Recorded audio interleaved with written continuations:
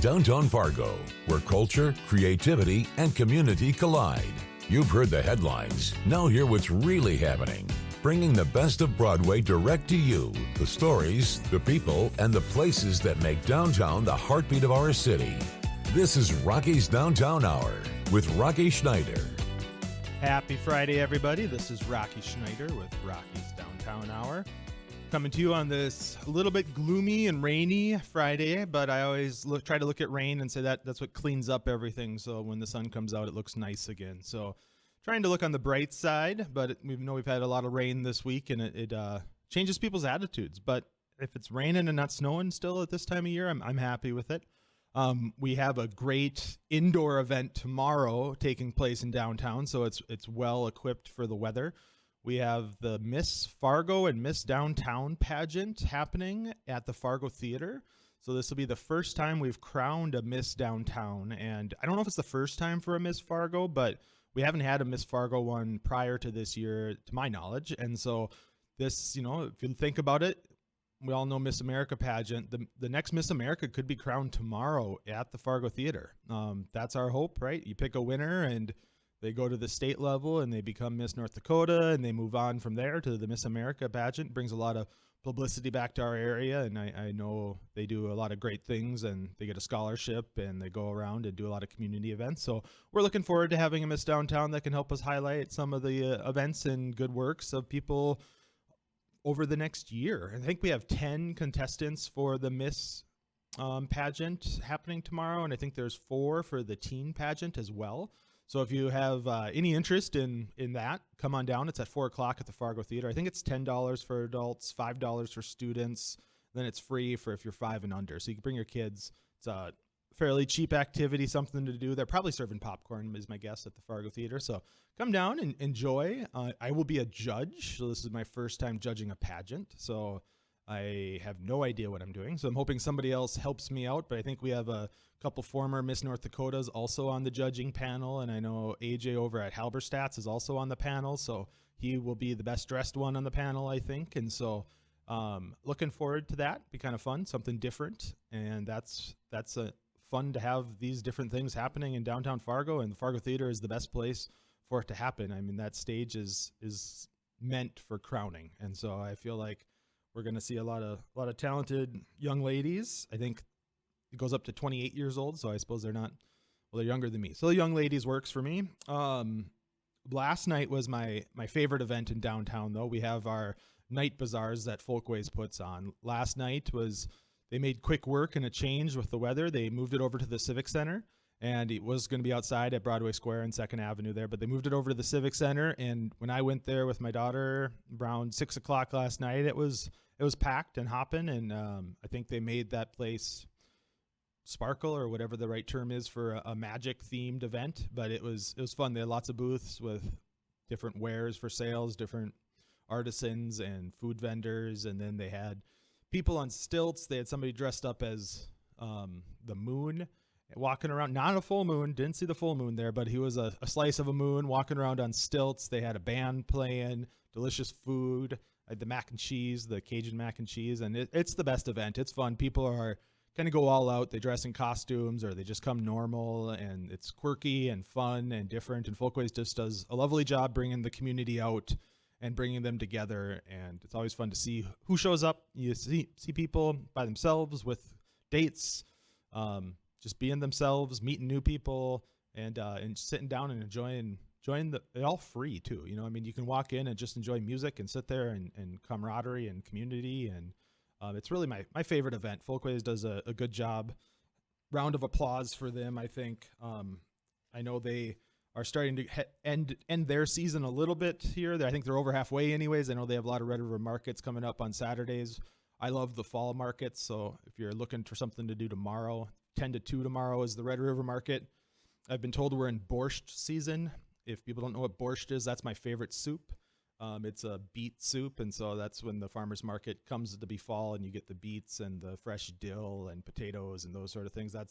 That's what I look forward to coming into fall. I feel like it's good football food. You get soups and chilies. I made a chicken green chili yesterday, and it was delicious. My kids ate it up, so that's always a win.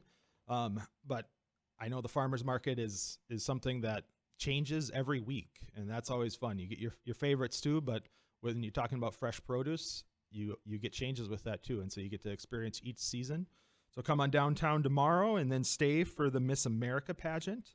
I am pumped for the show today. We have one of the longest businesses downtown and successful businesses who chose this year to make a huge expansion to our business and take a risk. You know, having a successful business is one thing, but then taking a risk to make sure it stays successful and has the potential to grow too. We have Nicole from Nicole's Pastries, which is now Nicole's Pastries and Café. And so I was there a week or two ago when the cafe opened up, and I had my favorite menu items, always the croque monsieur. If you've never had one, it's delicious. And they have food there along with their new market area, and of course all their sweets and treats that they are known for the last 20 some years. We're gonna have Nicole on to talk about what inspired her to be downtown and what inspired her to put herself back into her business. I know those small businesses, especially in the restaurant world, can take a toll. And so to see that is really inspiring. And I think it lifts everybody else up around her as well, that she decided to do that. And then later on the show, we're going to have Jan Eliason, who's in charge of the harm reduction division at the city. That is the group you probably read a lot about recently. There's the Downtown Engagement Center that offers a lot of social services to those experiencing homelessness and those others that need help. And she's in sort of in charge of that division. So she's been at the city for almost 20 years now, I think. I think it's probably been 17 years. I know she came aboard working the Gladys Ray Center and then moved over to this. And Jan is a great partner of mine. I work with her on almost a daily basis or her team on something, and looking forward to talking with her. There's a city commission or city information meeting coming next Tuesday that we're going to talk to her all about. But when we come up next, we're going to have Nicole with Nicole's Fine Pastries and Café, and we get to talk about her whole new menu. I'm excited. Nicole's passionate about downtown and passionate about her work, and she'll be on in a couple minutes here. Welcome back. This is Rocky Schneider with Rocky's Downtown Hour. We're joined now with what makes downtown great. I always tell people when they come to visit downtown Fargo, we get so many great reviews from visitors that haven't been here before because it's unique here. I'm going to say it's one of a kind because you come downtown, it's not a bunch of TGI Fridays and Applebee's and everything else. We have a food community here that's unique with a lot of small business owners running the different restaurants, putting out their shingle. And so, I mean, every restaurant you go to is unique, and they can come back with an experience. It's something different. You know, that's what I want people to leave Fargo with. I don't want them to come here and just say, well, that was comfortable. You know, I want them to come here and experience something new. I mean, even something unique. That's what I love about restaurants. You can go and try something new, and even if it's not perfect, if it's unique, you're like, that was an experience. You know, that's what food should be. It's an experience we get to have every day, and we should enjoy it and make the most of it. We are what we eat. And so we're welcome to Nicole. Thank you for coming on. Of course. Thanks for having me. So Nicole, tell us about your business. Just give us the background here. Well, I started a pastry shop in January of 2003. And I said all I wanted was that and sell some espresso, a little wine. But we started making croissants. Well, then we started making sandwiches. Well, then it was like, we have to have soup. So it all kind of blossomed into more, I'll say lunch, savory.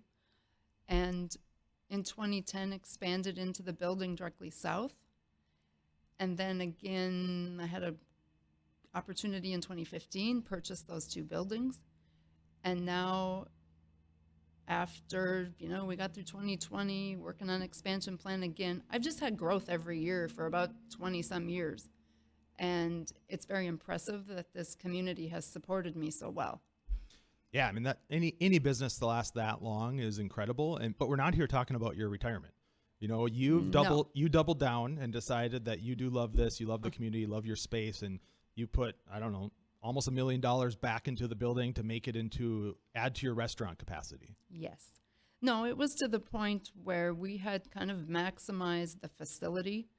Our lunch was busy enough that we could only serve so many people so fast. The menu was stuck at a point because of the equipment. Well, it took what we did in order to make the changes, and it's a lot. Added a liquor license on so we can serve mixed drinks, which is what we all expect at a restaurant. So kind of a funny thing I'll share. I think in 2020, I went out of my office, I went upstairs and I looked, what kind of a license did the city give me? A restaurant license. I'm like, dang, guess I better use it. Yep. No, that's so you have a new menu. What changed about your menu? What can people expect when they come there now? Well, we're able to make a burger because we added a flat top grill. I bought a fancy oven so we can have French fries without a deep fryer, a little healthier. Yep. And it sets us up to be able, even if we wanted to cook a steak in this oven, we could, or on the flat top.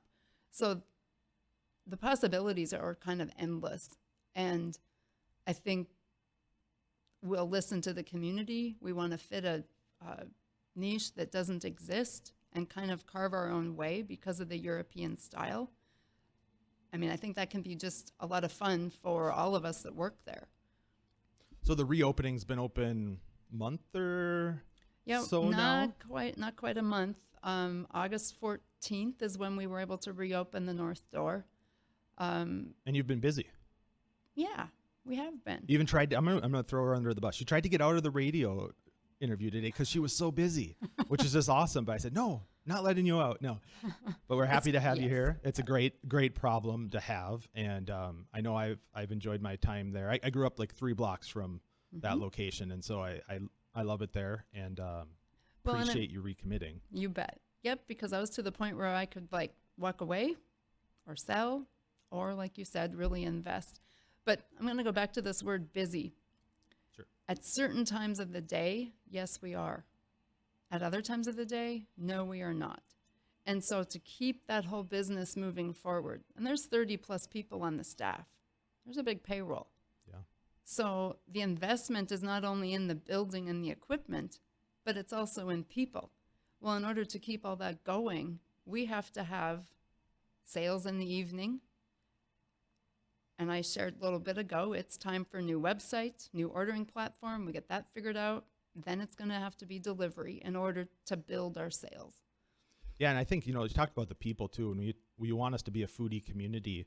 You need key milestone restaurants like this to get the next generation that experience, both from the business side, on the cooking side. And you never know who's going to take over for you at some point or start up their own dream, and go on to the next thing. And I that's what we need, because people don't go to the same restaurant every night. I'm sure there's some people, but people want to jump around to different food hotspots. Try different things.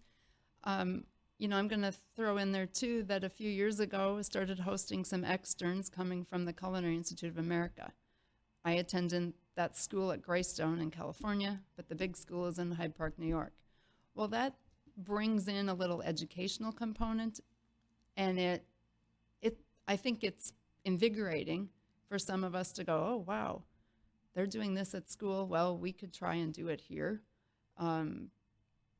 So just trying to bring people into the community so they realize what's going on in this town. There's a lot of good momentum. Yeah. So, I always look at the thing that makes downtown work too is destination ones, so that it's tough as a new business to market yourself and get your word out there. And so you almost rely on your neighbors that are destination spots that have been around to bring the regulars down. And then as they walk to their car or walk by the next business, they see the next one and kind of go, oh, that's there. I'm going to try that sometime, and I feel like that's how you get the next generation. That's why downtown, we share a right of way, a sidewalk, a marketing, a customer experience. You don't just pull up and then leave. It's not a strip mall necessarily. And correct. And so, having these long-term businesses are so important. Well, and the walkability of downtown Fargo has gotten much better over the years. When I first came back from California, Broadway was very vacant. Yep. I mean, yes, there were businesses, but it was not as vibrant as it is now. So what made you want to be downtown? I don't think there was any other choice. It seemed like that was the perfect spot. The vibe that I felt could be built, and it kind of a simple answer, really. I worked at a catering place a block away. Then I worked at a chocolate place very close, and there were just some little blinking lights for me to go rent that space and start. So I didn't look out in West Fargo or all over because it was right in front of my nose. I was a frequent visitor at that chocolate place on the corner. So it was good. Yes. So you also added this retail component where you have, sort of, I don't know what you call them, artisan goods, fancy olive oils or whatever they are, Yep. and those sort of things. But tell us about that. Well, that building was vacant most of last year. And I wanted to help the block. That was one thing. And I've mentioned the idea to a couple of my friends, and they were like, yeah, you should do that. I'm like, okay. Well, knowing when you start, there's a lot of unknowns. But I also felt that those of us that like to cook, we run up against some things like we can't find this. Yep. We're not going to drive to the cities to pick up something. So we all stock up down there. So that's part of my thought. But then it also, thanks to somebody really waking me up and going, that'll be good too for the renovation. We can keep business flowing through there. Because we were up against space limitations, okay? And I think the market, we've been calling Nicole's next door or the market. We're trying to figure out, and then I'll put words on the window. I will. To support local, because some of the items that are on my list are local honey. Oh gosh, there's hot sauce in town. The sky's the limit. There's local pasta coming from the East Grand Forks area. But there's a mixture too, because we like imported goods that are clean label. And that's what we're trying to put together in that. We had fresh florals this summer. We had tomatoes coming from the company we're buying local tomatoes from. We have local organic eggs. We have some fancy butter from France. And then we're selling the butter we use in the pastry kitchen. I'm happy you mentioned the pasta because I was in Bend, Oregon a couple weeks ago at their farmer's market, and it's pretty similar to our farmer's market. Their fruit is way better than our fruit, but otherwise, it looked very similar to ours, but they had a lot of fresh pasta for sale there. And I'm like, I don't think we have that at our markets. And you mentioned even East Grand Forks is where you have to go, but like Spaghetti Western makes its own pasta. Right. How can we talk them into, selling it somewhere too? Because that would be delicious. Right. And my business has been asked about fresh bread. Oh, yeah. And I keep saying we don't have a good oven to make fresh bread. Yeah. But I know there are many people in the community making very good bread. And, maybe we'll end up at the point where they can drop the bread off and people can pick it up there. Yeah. Once the markets close, I don't know. Yeah, I know the sourdough sells out at the farmer's market in the first hour every weekend. And that's what I've heard. I used to go to Youngblood when they had their sourdough. That was a regular thing, and that stopped. And so, yeah, one of those things. We got to figure out how to do that. And I keep inviting restaurateurs to my show here, hoping they bring samples with, and nobody's brought any yet. And I'm just do you know why that is? Because we're so busy working on it, we run out the back door and forget. Yeah, but no, my favorite. So macarons are my favorite, and so. Just to not get too far away from what your bread and butter is, right? Is the pastries that are there. That's still an everyday thing. You come get your espresso and pastries of your favorites any time of day. But what are the hours? We're open from 10 a.m. to 8 p.m., Tuesday through Saturday.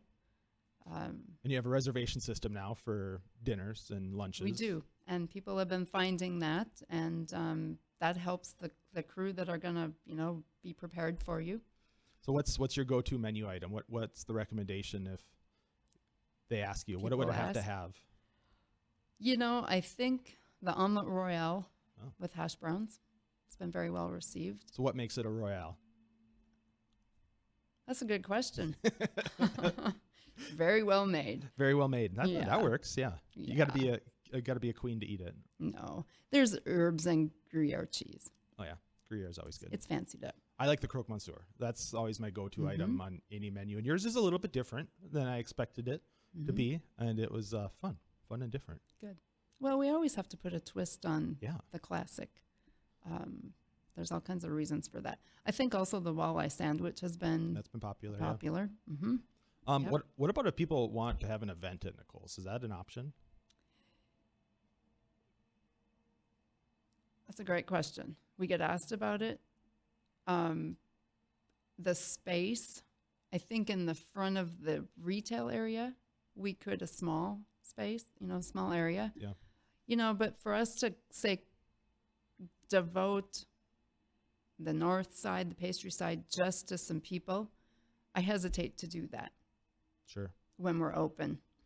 Well, okay, so Nicole's Fine Pastry and Café is on 8th Street, just south of Main Avenue in downtown Fargo. If you haven't been there, it's been open over 20 years. Encourage you to try it. It's always something new there, and it just expanded, and it's one of my favorites. So thank you, Nicole, for having the time to come on today, and we look forward to having you on again. Thank you. I appreciate it. We'll see you downtown. When we come back, we're going to have Jan Eliason with the Harm Reduction Division at the City of Fargo, and talk to you again in a minute. Welcome back to Rocky's Downtown Hour. I have the wonderful Jan Eliason joining me today. Jan, if you don't know her, she's a treat as one of the best people that work in our downtown. She runs the Harm Reduction Division at the City of Fargo, and we're going to talk about what that is. It's sort of a general name if you're not in that world. But Jan has been around City of Fargo and our issues involving homelessness and supporting our community for the last 20 years or more now. And I came across Jan. I was on the Community Development Committee at the City of Fargo back when the Gladys Ray Shelter opened up, and Jan came over to help run that, and that's been successfully opened for 17 years now. That's incredible, Jan. Yeah, so Jan, tell us about, what does harm reduction mean? So harm reduction is essentially working with people and accepting the fact that people choose to engage in really risky behavior. Regardless of what the behavior is, people will choose to use, for example, anything that's considered risky. And rather than just trying to get people to just stop all of that, we try to work with folks to help them figure out ways to avoid some of the really adverse consequences of risky behavior. And what we find is that when people take baby steps toward abstinence, for example, that it goes much better. The conversation keeps going, whereas if we start talking about abstinence immediately, the conversation tends to stop right there. So we have a much better chance of affecting change in people's lives by taking a harm reduction approach. So I think, like, the layperson, if you said the difference between like quitting something cold turkey and then kind of weaning off something. Right. Helping people prepare for any step that they're willing to take and prepare for the pros and cons of that, and just really provide that support to help people be safer.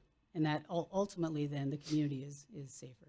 I know one thing I've learned from working with you now over the last 2 years in our downtown is that you approach, your team, or you approach people every day that need help, but they're not always ready for that help. That's and right. Don't judge them off their bad days, because the next day they may all of a sudden say, hey, okay, let's go talk.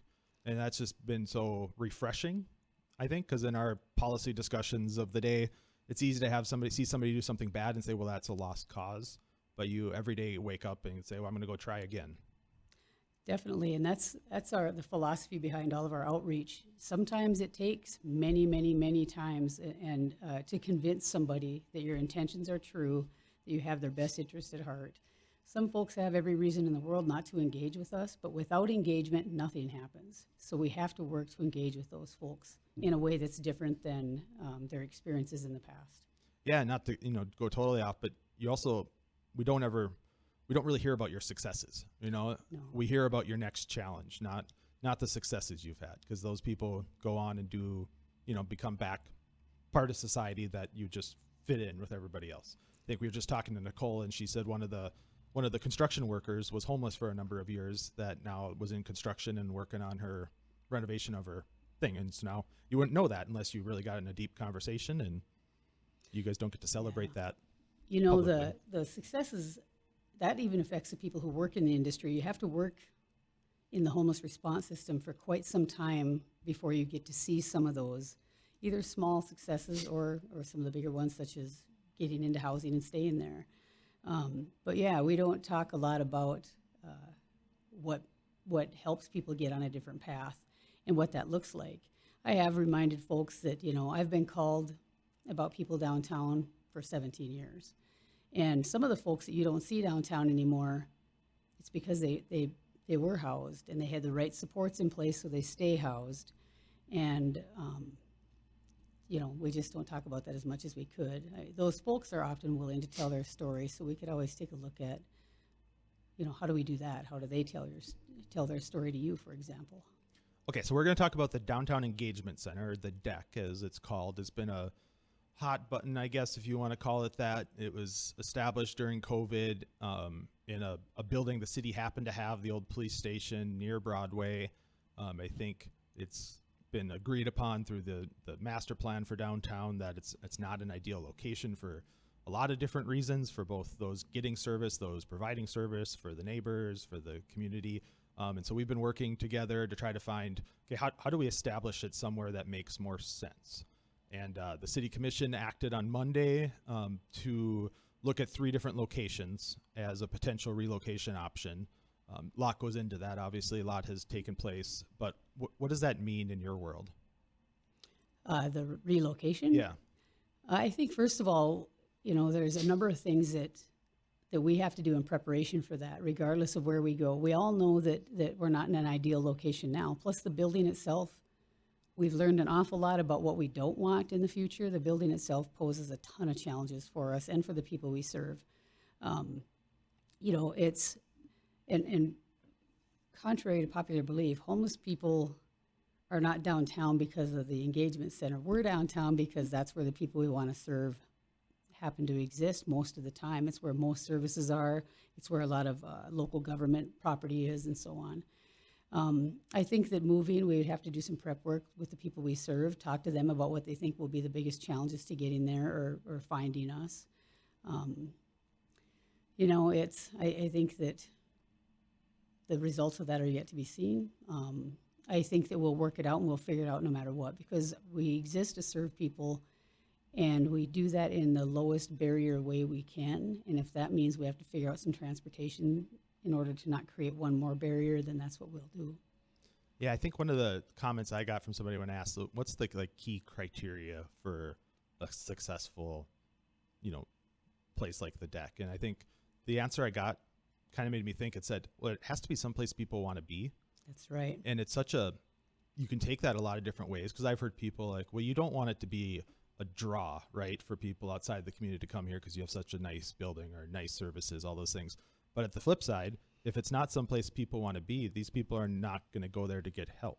And so it's such a sort of a dichotomy of an issue to try to solve. Yes, for sure. It's right now, our current space isn't particularly inviting. We do everything we can to make it feel inviting and to keep it safe and so on, but there are a ton of challenges with just the number of walls and rooms that there are in this building, and the fact that we're on different floors. Getting onto one floor, having a space designed to do what we do so that we can see more. It's much more open. Even the artwork and the way that the colors on the wall can make something feel completely different, right? We all know that. Our job is to create a safe space, a non-judgmental space, someplace that people want to walk into, and also balance that out with, I mentioned earlier, we're low barrier. That means we don't necessarily use, if somebody drank that day, as criteria to say, nope, sorry, you can't come in. Our criteria has more to do with safety. Are they safe enough to be here? Are they a danger to themselves? Are they a danger to others? And then work with them, because for so long, the folks who really struggle with substance use and significant behaviors related to mental health have been left out of the system for a number of reasons. And it's not that some of those reasons aren't good, it's just the way it's been. But if we don't serve this population, we don't change things in our community, because this is who's costing our community the most, right? So we have to get people in the door and also balance that out with staff's ability to keep the building safe. Which is a challenge when you can't see outside your building, when you can't see everybody that's in your building. People living in crisis sometimes, end up in more crisis right inside the building. We need to be able to respond differently. So the DEC often gets, you and your team sort of get lumped in with, I'll say some people think you're causing the problem because you're trying to help the problem, if that's just a straightforward way of saying that. And I think that's what we're all struggling with downtown. Is I've always looked at those unsheltered or those without homes downtown is it's a vulnerable population, and there are definitely those that follow vulnerable populations around to take advantage of them. Or as you said, they're not all safe by any means at all times anyways. How do you separate the bad influences or the bad actors from those that, have a realistic shot of getting that help that you're servicing? And, how do you separate that to give them the best chance of success?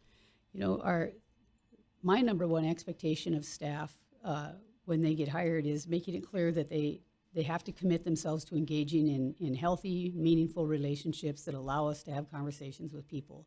And when you're invested in the relationship and you start to get to know people, that's sometimes where you start to pick up, like, maybe this person doesn't really belong here. There's probably another service in town that can serve them better. Or maybe, they're here for some other reason that isn't okay. And you're right, this is a really vulnerable group. Even when they are, if some of the folks we serve are vulnerable and causing big issues somewhere else, people don't see them as vulnerable, but they still are. They're very vulnerable to predatory behavior and to really any decision that others make on behalf of that affect their lives. So we have to be really aware of that all the time, and every day throughout the entire day as the deck is open, we have to be thinking about who's here, who needs to be here, are we able to keep everybody safe, and do we know this person enough even to continue serving them? And I think what you do the best that you instill in your team too is, you're a rule follower. When someone messes with the rules, they're wrecking it for everybody else, and you understand how that plays into the bigger picture. And I know everybody downtown appreciates that, because when a group is in need of help, they also sometimes break the rules, to survive. And you tell them, hey, cut that out. And you're okay addressing it and being logical about it, that, there are these things that need to be addressed. It's not all black and white out there by any means. Right. And every day we have a challenge with that. But we're going to come back and have more talk with Jan. And we're also going to talk about the city information session coming up next Tuesday. Welcome back. This is Rocky Schneider. I'm joined by Jan Eliason with the City of Fargo's Harm Reduction Division. We're talking about the Downtown Engagement Center and the issues of the day in the news. We have the Engagement Center. The City Commission took some action to look at 3 locations to relocate the deck. The deck has been where it's at for 5 years now since COVID. It's was a kind of an emergency choice during COVID. They had a building open, trying to find some better locations. It's gone through a huge process. We had the Bloomberg group here looking at a lot of criteria and different maps and a lot of different priorities, different perspectives, I think. And the 3 locations, maybe if anyone's interested, the city is looking for feedback. So on Tuesday, there's going to be an informational session at 5 o'clock at City Hall. And have the 3 locations out there. There's a survey, I think, on the city's website right now asking, what do you think about these 3? Prioritize the 3 locations. And just to throw them out there, one is the old Fargo Brewing location. Another one is more west and a little bit north of the Fargo Brewing location, a couple blocks, and another is over on First Avenue by the police station. And so they all have pros and cons by any means, and they're all going to have pros and cons for both those getting services and also for the immediate surrounding neighborhood and everything else, and the area that it's leaving. We think it's going to have a positive impact. It shouldn't be where it's at right now, but understanding that there's a lot of criteria that fit into that. So we're happy that the city's moving forward with it now, and hopefully it's better for everybody at the end of the day. But Jan has been the one sort of in charge of the engagement center since it came about. And I guess what do you see as the long-term goals of this? Is this a service? I get asked all the time, why is the city leading this? And I always try to tell them that there's a lot more than just the city involved in this. And maybe, so what is the deck? Who works there? So the city's involved. We're all, myself and the other staff are under Fargo Cass Public Health, which of course is part of the city.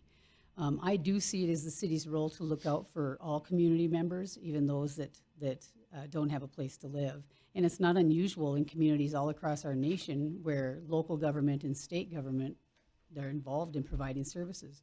In fact, we look to our state government all the time, to the Department of Health and Human Services, and we want them to help, but then there's this question about local. So the city of Fargo is essentially providing some staff in the space for us to try to achieve our mission and reach the goals that we've laid out. But there are many, many agencies that come in every single day. We have a pretty robust schedule of on-site providers. One of our challenges is we can't have as many providers on site at one time as we want, or if they want to have space for meeting with people, that's where the challenge comes in.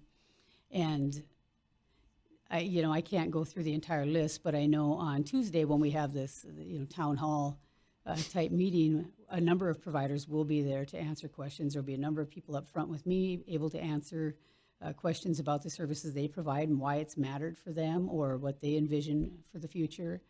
And, some of those are actually housed right on site. We have housing people, homeless health, care coordination, which is case management style service. We have a number of folks right on site all the time.